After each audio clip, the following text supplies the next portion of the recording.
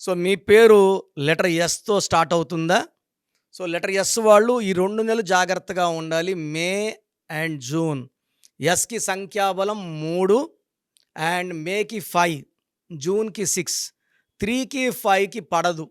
So, letter ఎస్‌కి letter ఎన్‌ని చేసుకున్నా, ఈని చేసుకున్నా, హెచ్‌ని చేసుకున్నా మనస్పర్ధలొస్తాయి, కొట్లాట్లొస్తాయి.